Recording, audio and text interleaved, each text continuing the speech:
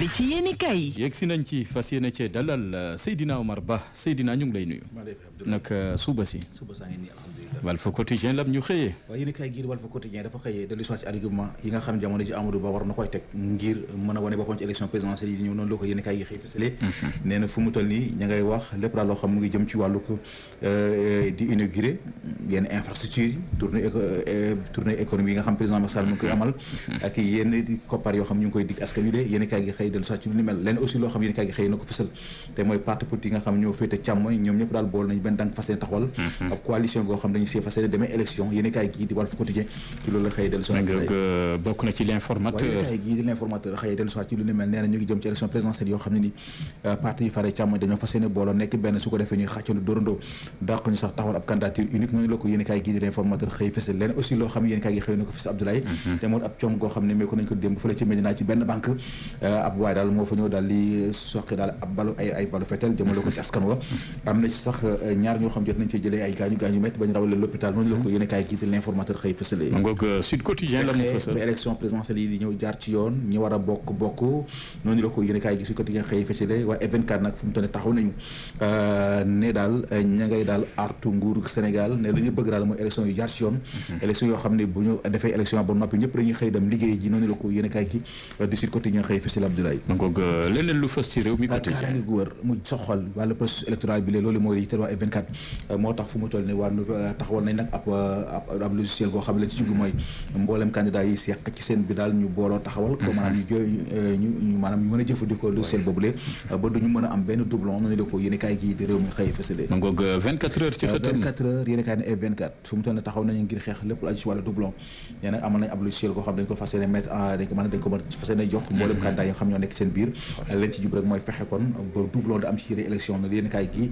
di 24 heures ci lu la xëy critique génn gu ca yéen kaay gi di critique xëy dellu soir ci wàllu parrainage F24 taxawal nañu ab logiciel goo xam ne ni dañ ci jub daal mooy xeex lépp lu aju ci wàllu doublon yéen kaay gi moo xëy fës lu ni mel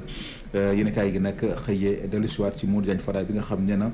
yéenam ak bëgg-bëgg daal mooy yokk salaire liggéeykat yi nga xam ne ni ñoom ñoo nekkee ci bokk moomel yi donc le mandat yéen kaay xëy dellu soir ci ubbiteg université Cheikh Anta Diop bu Ndakaaru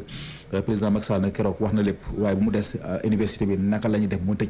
yéen kaay gi ci loolu la xëy dellu soir Abdoulaye donc le quotidien yéen kaay gi di le quotidien xëyee dellu soir ci rapport bi nga xam ne Cour des comptes yëkkati nañ ko daal di sa kon ci gouvernement bu Sénégal rawatina ji nga xam ne ni moom la ñu dénkoon wàllu ko nguur gi wàllu koppar yi ci nguur gi mu gën a xool daal suñu budget bi naka lañ koy saytoo ndax gis nañ ne bari na te loolu dafa commencé jéggi dayoo saako nañ daal ci ministère bi daal ñuy jéem a xool daal suñu budget bi naka lañ koy daal gën a saytoo ndax boo fàttali ko en 2014 bureau budget Sénégal maanaam boru Sénégal mu ngi toll woon daanaka ci ñeenti junniy milliards ak lu teg waaye fu mu toll ëpp nañ fukki junniy milliards yoo xam daanaka jël nañ ko ci bor noonu la ko yéen kaay gii di le quotidien xëy fësal yor bi yéen kaay gii di yor xëy dellu si waat ba tey ci wàllu chiffre yi nga xam ñu ngi koy joxe mu soxal wàllu gerte gi muy atu 2020 jàpp 2021 ndax bu waa BIC joxe seen chiffre wax na ne lii la ñu am ci wàllu koppar maanaam ci wàllu gerte waa ANSD moom dañoo génne leneen lu ci des gars yi daal jàpp ne neexul ba neexul waaye ab jeexi jaax am na te ci chiffre yi nga xam ne ni yenn organes yi nekk ci état ñu ngi koy joxe noonu la ko yéen kaay gii di yor xëy fësale Le Soleil lam ñu président Macky Sall démb ci ndajam xelukaay jëwriñ yi la mu bëgg mooy ko ñu defal ko benn cartographie mu soxal zone de Niayes ak littoral bi neen loolu lu ko ñor la te nañ ko defal te noonu la ko yéen kaay gii di Le Soleil xëy fësale stade lu mu fësal UEFA Coupe Europa League tey lañ koy fas yéene ji Ismaïla Sarr fas yéene wàcc ci làng gi moom ak bii di Olympique bu Marseille Ajax la ñuy fas yéene dajal suñu lamb ci weeru décembre moom la yéen kaay gi xëy fësal li ko war nag mooy weeru décembre weer la boo xam ne nii dañ ci naay mooy ko ay combat yu bëgg daañ ci bëree combat Reug Reug ak B52 maanaam Bombardier Zarko dina ci leele ak Dieye Gène Kairé